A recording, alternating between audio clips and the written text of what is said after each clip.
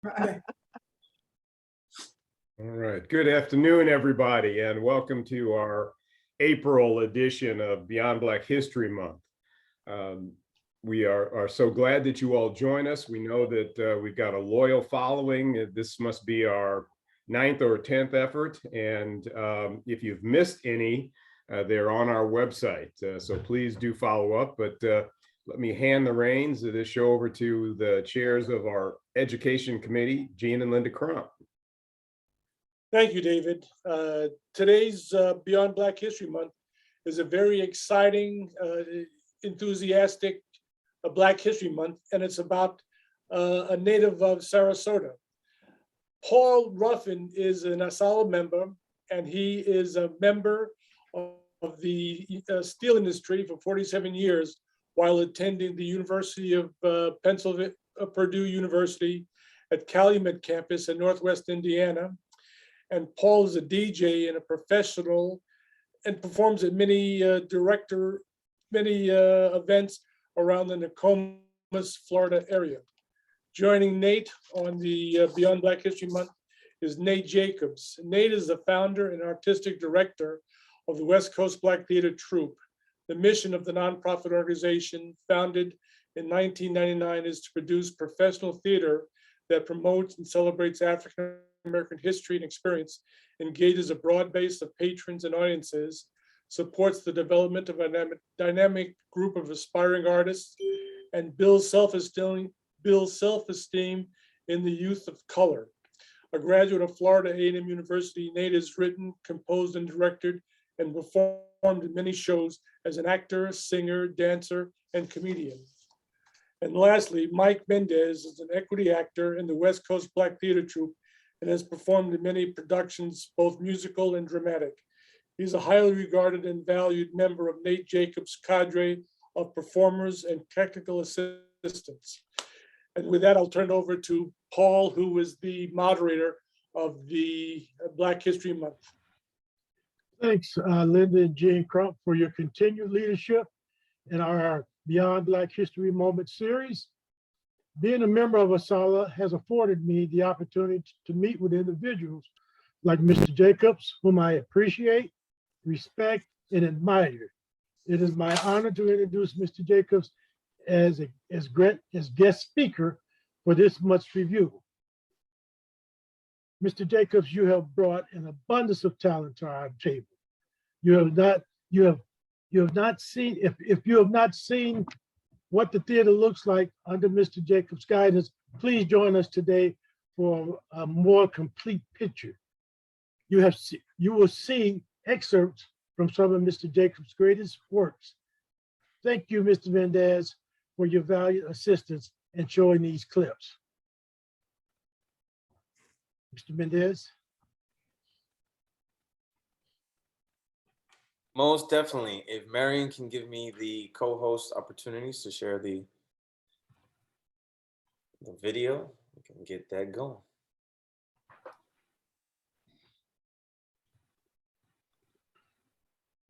All right, can everybody see well? Yes. All right, that's good. You better get ready and put on your traveling shoes, so that's the only way you're gonna get there.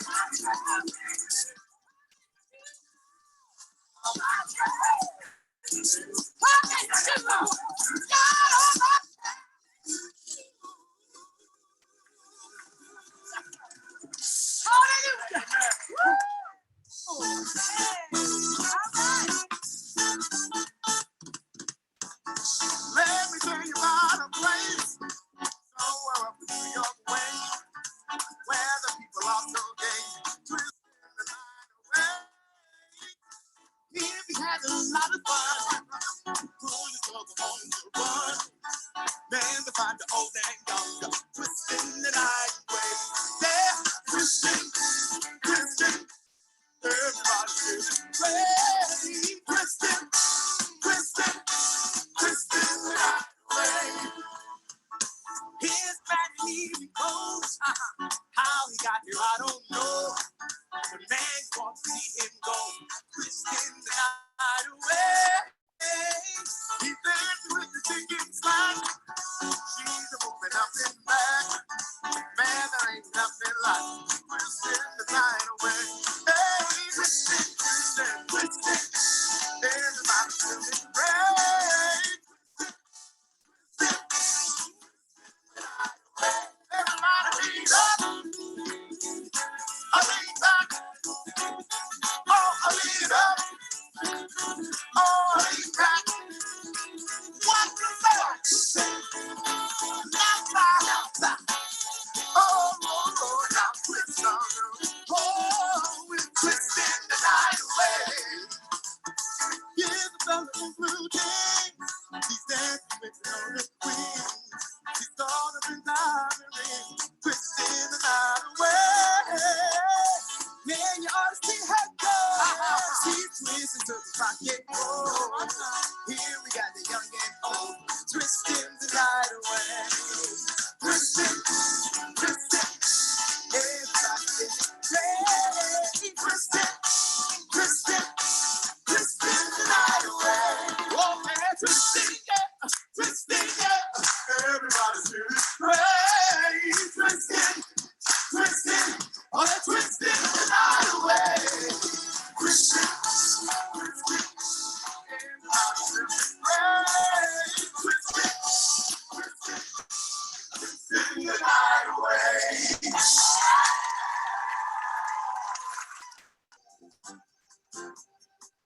Shine bright.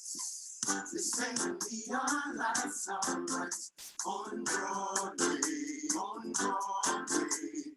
A lot of our artists, they aspire for Broadway, and so they should know their history. I'm gonna do the things that others do.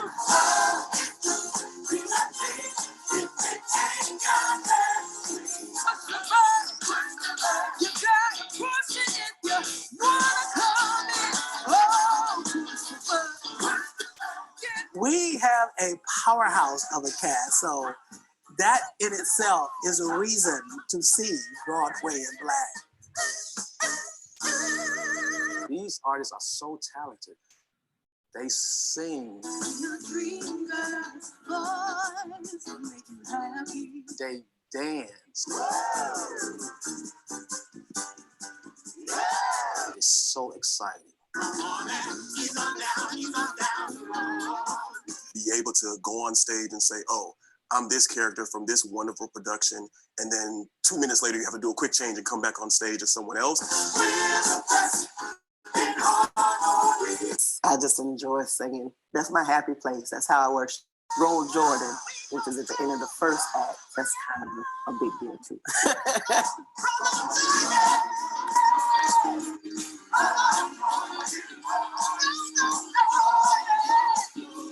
Yes, there are nights I look and I go like, oh my God, I would really love to be a part of the ensemble cast of Broadway in Black. The music, over 50-something snippets of Broadway tunes.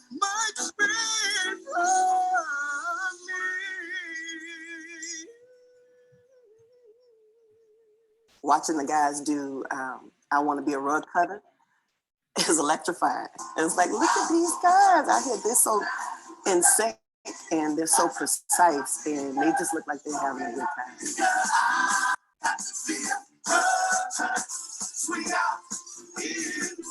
Unbelievable. I've never seen such energy. Every song was my favorite. I've seen talent in shows all over the world. This was one of the best. Brought like many memories of New York. This is the best thing I've seen. It's fabulous. Well done. Such amazing voices. If you don't like this, you don't like theater. I don't know what to tell you.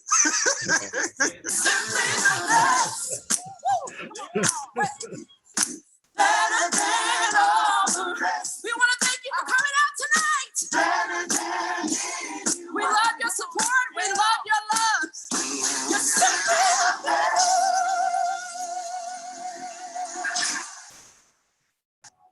West Coast Black Theater Troupe is a professional theatrical institution. It is known as the teaching theater. You know, you never know what talents people have, and it takes an environment like this to pull it out of someone who's not as like outgoing or bold. There's a sense of community. One of the major programs that our donors and benefactors love to support is Stage of Discovery. They give sponsorships so that the program is totally free. The thing that makes Stage of Discovery really amazing is the fact that you actually get professionals to teach you. Many of them have gone on to be professionals in this business from getting their start at Stage of Discovery. Every year, the arts has to happen for WBTT. Stage of Discovery has to happen. And it's solely through the efforts of people who give and support.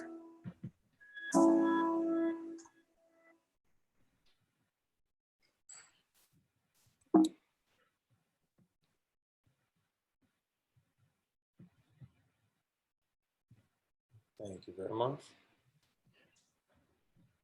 Thank you, Michael, for that Thank you, Michael. wonderful clips, man. They were very beautiful. And Nate, I would just like to add before we get into some questions for you, we would like to salute you for your tireless efforts in the community, as you have touched our hearts. You have touched our hearts of so many of our young children, young adults, and theater lovers. Donors are certainly appreciative of your contributions throughout the year. Mr. Jacobs, we realize that there's always two sides to every good story. I have started with one side of yours, and it's time appropriate that in your own words that you tell us your side. Here are a few questions that I would like to ask you as we get started. First up, Nate, what was the thought process for Broadway in Black? I'm always trying unique ways of sharing the African-American experience and history and culture to the world, and having our particular voice speak about those very essential stories. The last year, I guess this year during the Tonys, they talked a lot about diversity. Audrey McDonald hosted it, and they started off, well, look at this room tonight. Finally, after all these years, this entire theater is looking more diverse than ever. So first of all, a lot of the history of the shoulders that Nate Jacobs, as a Black man, as I tell the audience almost every night at this show, the shoulders that I stand on to be here today with a Black theater institution downtown of a city, predominantly white city like Sarasota, speaks to the, I would just say, the importance of continuing and propagating this history. A lot of the artists in this show did not know their own history, even though, although they come out of these college university programs and they aspire to Broadway, they needed to know the people that have trailblazed from Burt Williams to a Audrey McDonald, who is a more contemporary Black woman who's out there taking over the platform called Broadway. So one, educational, not only to our players here at WBTT, but to our community and to the nation of anybody who gets to hear the story of Broadway in Black, which talks about some of the sacrifices, the struggle, on top of the amazing and remarkable entertainment that these artists give you in this show. It's a history lesson, a musical history lesson. So what inspired is just my yearly effort of telling vital stories and history of the African-American experience in this country. Okay, and then how do you choose which plays to include and which plays not to include? Well, I tell everybody every September, so everybody knows, I have to present to my marketing staff here and the executive director what I'm going to be doing for the upcoming season. So that means January, I have just come out of another December picking the 4 shows And then by the next December, I have to come up with the others. So I have a zone that I go into. I really search my heart, my soul, and I sit with myself and let the God speak to me. And I come out of that corner, typically with what I feel very comfortable with, we should do, and what fits our company, and something that unique, another way to tell more about the wonderful and remarkable history that we have and that we share. No, that's a great answer, Nate. Why did you choose Sarasota and not New York? Sarasota chose me. I don't know if everybody, I'm not from Sarasota. I am a native of Florida. I was born in Tampa. I grew up between Daytona Beach and Tampa. I did not come to Sarasota until after my graduation at FAMU. I came here because I was invited by mentors of mine who had just started a predominantly Black church school. And I came to just be the art teacher. My major at FAMU was fine arts. I brushed up against theater with nothing major while I was at college. And I was coming through this city on my way to Washington, D.C. to pursue my Black art career. Okay. And I never made it there. I fell in love with what I was doing at the school. And I stayed a year, I stayed another year, I stayed another year. I started doing theater at this private school. And that was how I discovered this gift that I had with young people. The parents would come to me and say, oh my God, how did you know my kid could do that? How are you bringing all this talent out of it? And I was thinking, don't you all know they're your children? But I realized there was a gift, and that's, I think, was the incubator of West Coast Black Theater Troupe. So it happened to me. And many years after I became a professional actor here, working at the Oslo Theater here, Florida Studio Theater here, at one point I was the only Black professional in town. And then everybody, of course, stopped saying, why are you here? You need to go to New York. And this was like 10 years after I had been in Sarasota. And several times I tried to get on a plane and leave here and go pursue my career. Some people got mad with me because they thought I was cheating myself by being here. There was something tugging at me. And I didn't understand why I could not fly off and do what every other performing artist was doing. Now I know, and I think a lot of other people know what the tug was, and the tug was a vision. And I was called to be a founder. I had never experienced what a founder looked like, smelled like, and I was a founder of an institution, and I embraced that calling after a while and allowed that to come through. And that's why we have a Black theater institution in Sarasota. But Sarasota called me. Well, we certainly appreciate it. I appreciate that you stayed, Nate. Thank you so very much. Do you shy away from political challenging material? I do. I think me personally, I stay to my orders. I stay to what I do best.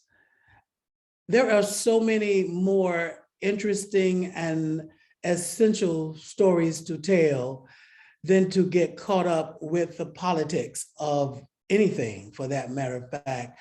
Our young people don't see their history celebrated enough. They don't hear that they are great enough.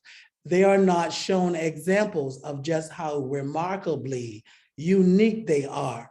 My goal and my purpose is to keep that before them. I said not too long ago, I said, dude, people still dream? Do children still dream about being a king or a queen? Or many times you don't hear people say, you know what, I dream, unless they're very young kids, and that may still be in their vocabulary. I could not have done what I've done in this community, in the arts, if I was not a dreamer and there were not catalysts, things around me that encouraged me to dream. So my job is to take these aspiring young professional, talented, who aspire to be professional, and give them the place and the tools to see their dreams realized and continue to keep that before them. Dream, because anything is possible. I'm just one example in the world that dreams do come true. But so that I just stick to what I feel like I told you earlier was in my gut to do. And so I don't have no time to deal with anything else when I'm doing what I should be doing. Renee, you are truly multi-talented. One other question. Why did you channel most of your energy toward the theater? That too called me for many, many years of my life, even years at FAMU. I was an introvert. I was very shy. I tell people today, they say, yeah, right. I talked very little. I stayed in the art department. I did end up getting into the concert chorale, which put me before the college family on special events and programs that FAMU would do. But I was a very introverted, quiet student at FAMU. I was pretty much like that through high school. I did not blossom and start embracing theater and performing arts until I was in my mid-20s. And soon as I discovered it, people would threw me on the stage, and I found myself in the professional theater, and it happened fairly fast after that. But I was, theater chose me. It was the thing that I was chosen to do, and I became aware of that. And then I eventually embraced it and let it take me on the journey it took me.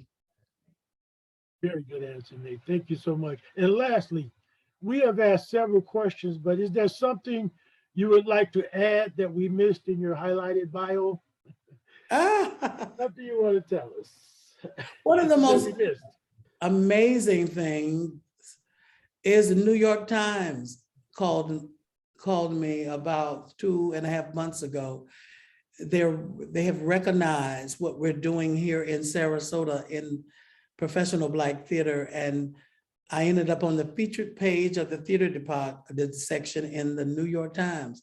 That kind of blew my mind, because being a Black child, Black man, born and raised, I did a lot of traveling after college with my singing career that took me out of this state a lot before I buckled down and started the theater.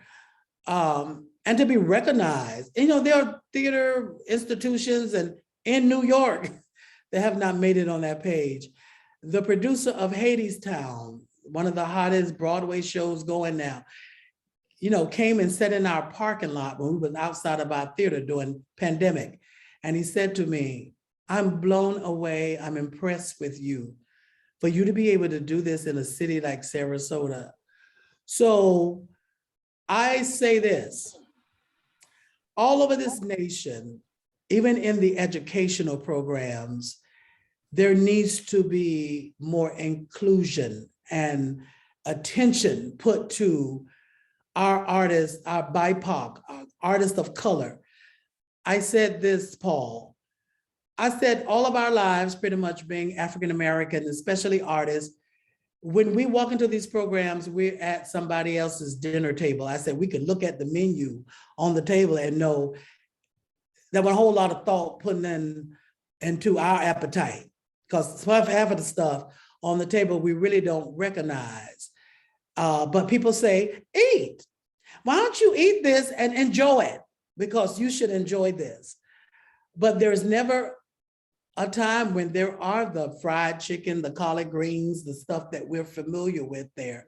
But our students are always asked to just embrace their culture, their whatever. And when is there going to be a day when there are other institutions like West Coast Black Theater Troupe? Most of the first thing come out of these artists' mouths is, wow, I feel like I made it home. Everything about this theater speaks that this belongs to me and that I belong here. And I have never, through my education, through whatever, been in a place where it's evident that it is about promoting what is important to me and my culture. So I want to do more work in that field. The ball is rolling here now, but I know there is so much work to be done to continue to provide a ramp and a bridge. A lot of these people on our stages, a lot of people on this call may not even know. They are from the Black community, Newtown in Sarasota and Manatee County, who have come in here for 5 or 6, 7, 8, 9, 10 years. Michael Mendez, it was a 19-year-old guy from Dominican Republic with a single mom who came in here looking for help, and they see him on the stage, and he's been in the WBTT Organic School of Performing Arts, and it's creating these stars right before our audience's eyes. And the other thing I want to say, y'all have no idea, Asala, how you have come to this city when I, for many years, didn't see hardly any African Americans come through the door. And I was asked all the time, well, Nate, you're doing all this work, but why don't the Black community support you? Why don't I had to come up with these answers because I knew the question was coming. To see everybody retiring here and embracing the Miracle Theater, which is West Coast Black Theater Troupe, supporting, subscribing, the artists backstage, they are excited every night. The house begins to fill with people who look like them. It's a whole nother level of inspiration, pat on the back, appreciation. Thank you, Asala, since this organization have been formed in our city, I have never not received support from you in a physical and visible way. So thank you from the founder, Nate Jacobs. You have been a pat on my back that have kept me running these 23 years. And thank you.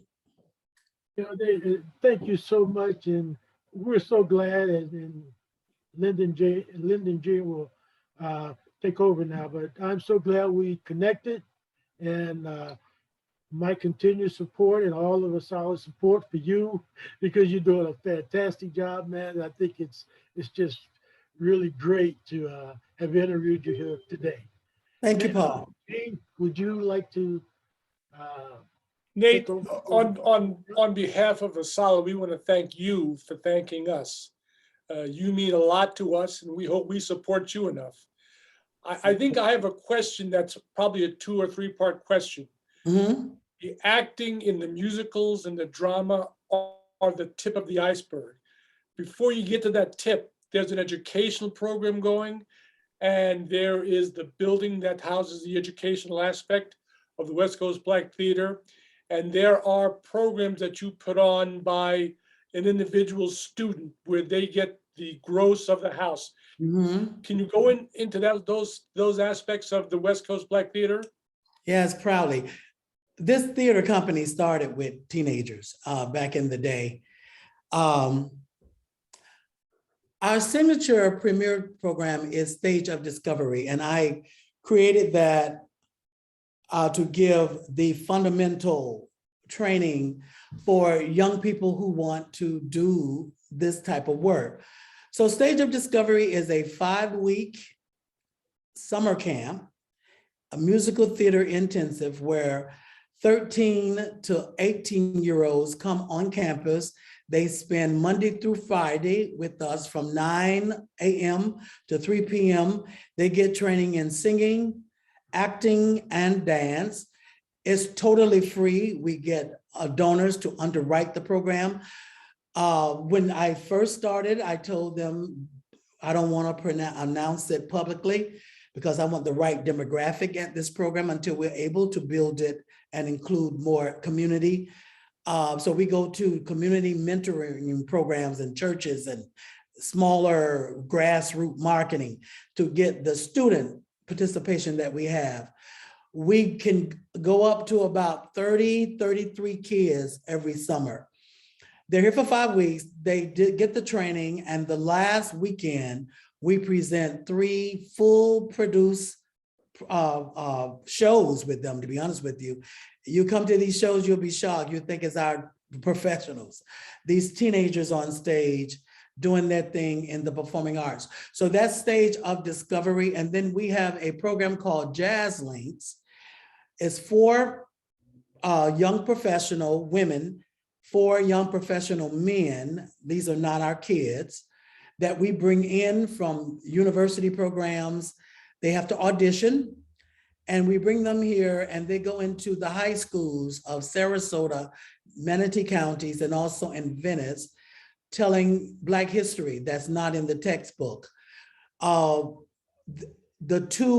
other year, we do programming. One year it's about civil rights movement, and then the other year is about the Harlem Renaissance. So we take certain aspects of those two eras in history and we take them into the high schools and go into the classroom. One part of it is going into classrooms, doing a entertainment piece and having a conversation with the students. Then we do a big assembly where sometimes it's 200 or 300 high school students in there learning about the Harlem Renaissance and civil rights. And the teachers and the students are just like amazed about the stuff that they tell all the time. We never read about that. And we were like, we know. So West Coast Black Theater Troupe works with the Sarasota Jazz Club to present Jazz Links, which is a touring in-school program. And then we have another one called Rhythm and Tales for elementary and middle school students. This year was our first collaboration with Van Wezel Performing Arts Hall, where we did 2 45-minute performances of Brer Rabbit and the Big Wind. It's a musical that I developed from an African-American folktale that, you know, Brer Rabbit is the smartest animal in the jungle, and Brer Tiger in this aspect was the most selfish. So there was a famine in the land, and Brer Tiger decided to take the only pear tree and say, "This is mine," and nobody else gonna eat off of it. And the rabbit tricked him to help him learn how to share. Community is about sharing and working together to make a world. So that's what we taught that through the Rhythm and Tales. And we performed 2 performances for about 3,000 elementary and middle school kids this year. And that now will be an annual program conducted by our new education director, Jim Weaver, who's here for about, I think about 8 months. He's been on staff. And then the other program is called the Artist Showcase Program. So after you've been one of the artists on the stages and in the training programs of West Coast Black Theater Troupe, you can put an email together and send it to me or Julie, our executive director, or both of us have to approve it. We look at your idea. I would like to do a showcase, Mr. Jacobs, and showcase my piano playing, my singing, my acting. We give the student a date. The board has a program, WBTT board, that we select 3 artists a year. They get $3,500 budget. They take that budget to play for musicians, background singers, dancers, whatever they want to be a part of their cast, and they get a night. Most of our artists here, like Michael Mendez, he's always sold out 2 nights. He sells 2 nights by himself. The community come out and support them. Everything they make, there's a $25 ticket for the whole house. So they pack out, that means 200 people come paying their ticket cost. And that $3,500 is supposed to take care of the cost of the production. If not, they take what they make. But everything left over after their cost is theirs. And they use this money to continue building their careers, be it I want to buy a studio board for my recording, or I want to go to New York and audition for an agent, whatever it is, they can decide what they want to do. But this is only offered to typically artists 20 and above and kind of have gone through a college or a training program. We have done it for high schoolers, for scholarship money to go to college. We just did a couple of them like that too as well. So those are our education outreach programs that we do for young people in this community. Nate, in a minute, we are going to open it up for other questions. But as I listen to you, I'm trying to figure out what your title really is. because I think you're an artistic historian. You know, you bring us so much history that we don't know about, and you bring it in a way that's so accessible and so enjoyable and such a joy to be part of. Have you ever thought about trying to create a program within a college that would help people Wow. to see and understand that way, that this medium could really help change the world? I love that.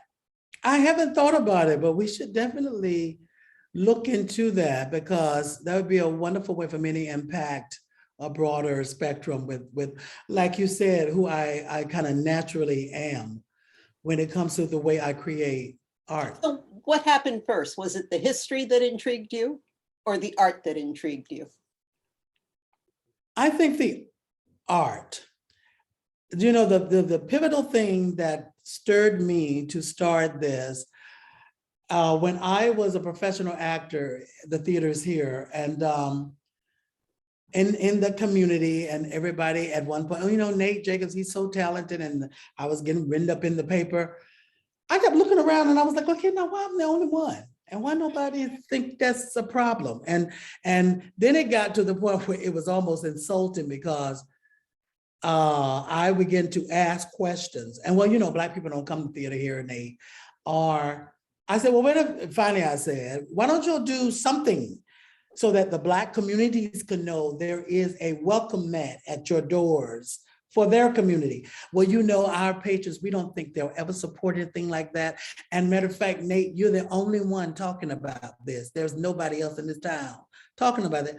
And so then I was like, well, I think there's more interest in just Nate Jacobs where we don't see it.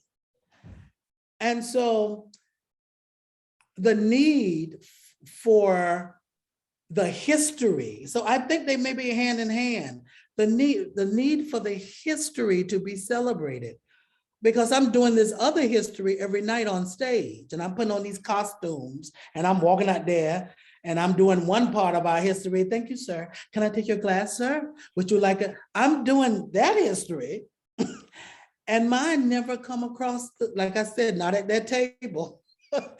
And so I think both of them were like catalysts to, where is our stories? Yeah. So that's your developmental process that you go through. Do you hear about somebody and you go, because I have a storyline for you that I'm waiting to see at the West Coast Black Theater. Oh, okay. You know what it is? What is The Nate Jacobs story. You have a wonderful story. Just, you know, for people have been telling me that for years, but I could never, I don't know. I never saw it because I have to see it first. But now I'm beginning to see how I would tell my story on stage. It's beginning to come to me. Here lately, New York Times kind of opened my eyes, but I hear it so often here lately. When I get through talking, they say, you need to either write a book or you need to do a show about your story, Nate. But now it's beginning to come to me, like shows come to me. So we may see that. We may see that soon. Hurry up, Nate. I'm an old lady. Hurry up. Okay. Nate, I have another question. I know you tell me that you select these programs in January or so for next year. Uh-huh. Do you read plays and come up with your next season? I do. I have Travis Ray, who is our associate general manager here. What he does for me, I get referrals from a lot of people in the theater industry, emails when that New York Times article came out. People send stuff to me, send us on our website. Hey, do you know about this play? Have you heard about that play? Things that capture my interest, I give to Travis. Travis schedule a play reading because I don't have, my time is limited. So they'll pick a day. We grab some actors, maybe some of the actors that you see in Broadway and Black. We pick a day and we'll go in there and they'll read the show for me. And then I say, oh, okay, I like that one. So that's typically the process for new stuff that I'm not developing. That's how we get it on the register to be looked at for a main stage show. that's typically how I get new stuff in front of me. Because I don't want to, because there's 2 or 3 things that I'm looking at that's new for us that I am taking a look at. And other things that hit me are as far as stirring my interest of what comes here. You know, what makes really good sense for our company, who we got here, who can really pull off. Although we've done quite a few very successful August Wilson pieces here on our stages. So as you all see, there are many new faces that you're seeing now on the stage as well. So they too inspire me, artists coming here. I'm doing Dreamgirls and I've already halfway casted from Broadway and Black. Our last question before we open it up to Asala is, what is your process when you develop and produce your own work? And I'm thinking about Linda's question about the Nate Jacobs story. Well, it could be the Nate Jacobs as a put on by somebody else. It's your story, but you've got fictitious characters playing the parts. Mm-hmm. First is what perspective I want to tell the story. Is it a musical? Would it just be a straight play? And I know my story would have to be musical. What parts are, because you have pretty much 2 hours to work within, how that story is going to be told where people walk away with a good sense of what my story is. The music, what style of music, how much music, and then the other artists that involve. Am I gonna write it? Will I work with a writer? Like you said, will it be an inspiration of my story, but other characters, which is how the story is gonna be told. And then once you kind of get the bare bones frame of what the show, there is another artistic side of what is the set, what is the colors, what is the costuming, is there a fantasy part of it where some of it is fantasy, dreams, y'all see the visions that went on in my head, you know, so a lot of that is taken into place when developing a new piece. And then just the structural, what can I say, fundamentals of putting together any kind of show, musical or straight play. There's a question that has come into the chat that I'm going to go ahead and read to you. There's 2 in there. One, believe it or not, came from us, because I want to know, is there a show you really, really want to do, and why aren't you doing it? There is one show that keeps coming to mind, and I'm gonna tell you what it is. And I heard that somebody may be doing it. They're talking about it. A movie that affected me many, many years ago, Imitation of Life. Mm. And I wanted to create a stage piece of Imitation of Life. I've been talking about it a little bit. I don't like Gene was at, I don't know which way how I would tell it. It would be a contemporary story that talks about kind of the same thing, but that is something. Another piece that I want to tell is Diane Carroll's story. Oh yeah. Who was the first, featured television show, and what that was for her. So those are exciting. Yeah. Great ideas. So someone wants to know that you mentioned main stage shows. Are there 2 theaters in the West Coast Black Theater Troupe? What kind of offerings will appear there? The Black Box, we are still setting up as far as putting the equipment in. The sound, professional sound has been installed in the Black Box. Mainly what we have been using it since we've been in the theater is rehearsals. I'm in there now with the rehearsals of Ali's show and the Nell Carter show. We are planning to put lighting in along with this sound. And what will be in there are small scale readings, experimental, pieces. We do have bleacher seating. that we are going to try to set up in there where we can get between 80 and 90 people in there for actual readings or small plays or cabaret pieces, or using it as a developmental space. But we are planning on, we're looking at the type of seating, which would be like bleacher. There are some bleacher seating now that goes up against the wall, like in a gym, and you pull them out and people can see. So we're still investigating how we're going to use that space as far as presenting in there. And then one last question. Again, I'm sorry I have so many. That's But okay. young playwrights, have you gotten any material that came from a very young playwright that you think may have potential to somehow someday be a story? The young, as in teenage, not much of that. We do have a new playwrights program, and I didn't talk about that in the education. We've had a guy, Joel King, who has come in and done an experimental musical called Real Life, I think it's called. And it talks about inner city life and the mentality of what goes on in an inner city Black community to try to help the world understand how that community thinks and all that kind of stuff. We have showcased it here during the summer. I'm looking at a couple of more people. They're young adults though, but come bring their new works here. We haven't done any intricate thing with teenager, but there was a little young girl who was a poet. And she came in and we read her stuff and gave her attention as far as mentorship and stuff like this. She was a daughter of a guy who played in our band. And so more to come on that, because I'm very interested in developing our new playwrights as well. Okay.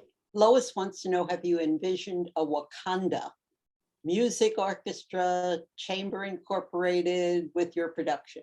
Two different questions from Lois. Yeah, I'm open to all of that. West Coast Black theater. Black means the entire diaspora of people of color, brings Caribbean, African American. So eventually I want to bring that whole story, do various things to tell the whole spectrum of people who are creative, but that's what our Black means in our name, that it is far inclusive. So I'm open to all of that as we are growing and listening to what used to be a baby in my arms, but now it's a 23-year-old now, telling me what to do. Nate, do you have a cadre of people that you use for your Black history? For your West Coast Black theater troupe? Yeah, there are about 12 adult professionals that you typically will see every season. The Sarita Banks, Michael Mendez, Leon Pitts, Ariel Blue,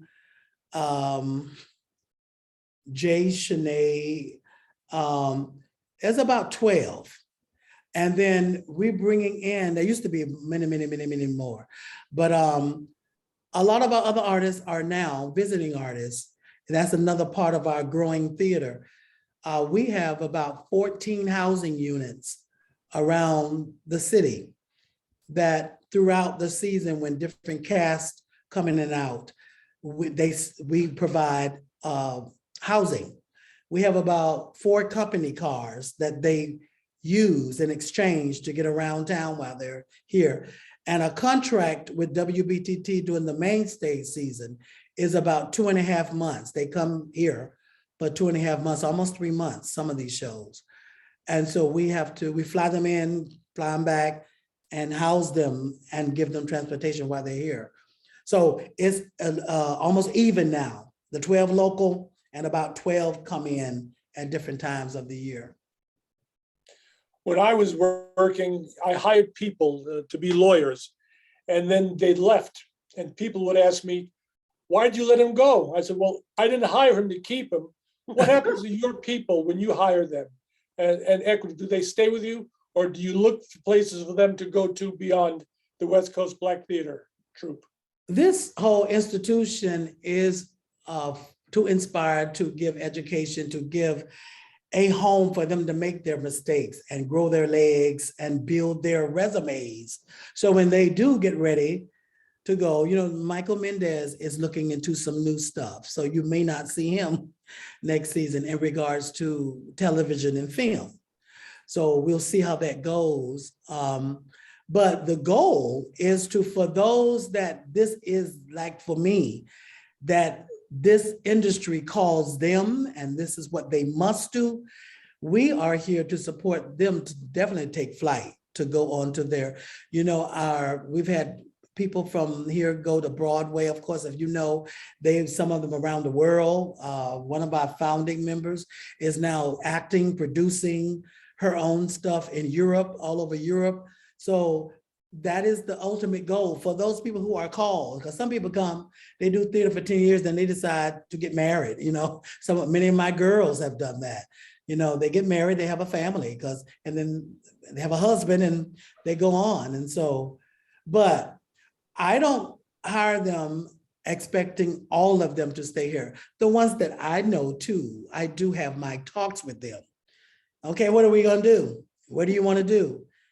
And there are about 3 people here now who kind of looking at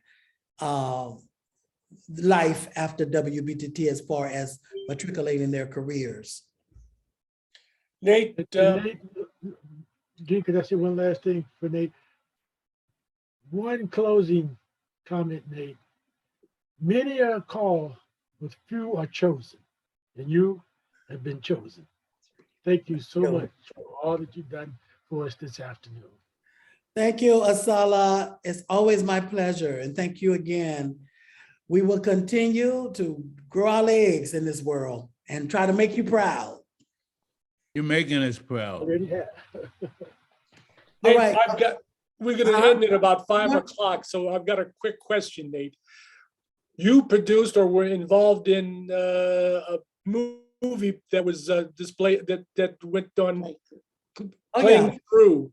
Tell us about your experience in Playing Through and what you did and what your cast members did to make that a reality. That's a wonderful opportunity because I'm always looking for those kinds of things, for continual education of our people and opportunity. And that happened just a random day. Seemed like I was called into a meeting and the gentleman said, I'm producing a movie. It's about the first Black woman to play in the professional golf league, Anne Gregory. And I want to work with you about using some of your artists in this movie. When I met the movie director, I told her a little bit of my story. She got very inspired. She was like, you have to be in this movie. We have to find something for you to do. You inspire me. So they gave me a role in the cafe where my daughter, I had to put together, most of the African-American people in the film I helped them cast in the film. Michael Mendez had the biggest role. He had an actual role. He was the caddy for the professional white golfer that played against Anne Gregory character in the movie.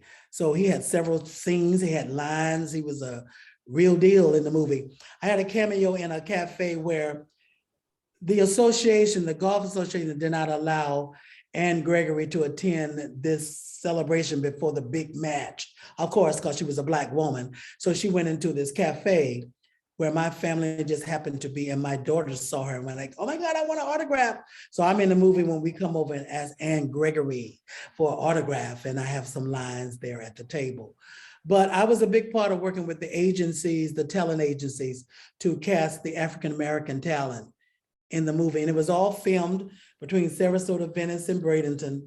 The venue that I filmed in was in Venice, which was an official 1950s, 60s diner that they have for movies and stuff like that. It was very exciting for all of us. My costume person, who is a local student of mine from that private school, she was the costume person that they had 3 people from Hollywood. They said to her, you are remarkable. So she got the backstage experience of putting together a film. She and two other little local African-American girls. It was just an all-around wonderful thing to collaborate with this producer to be a part of that film.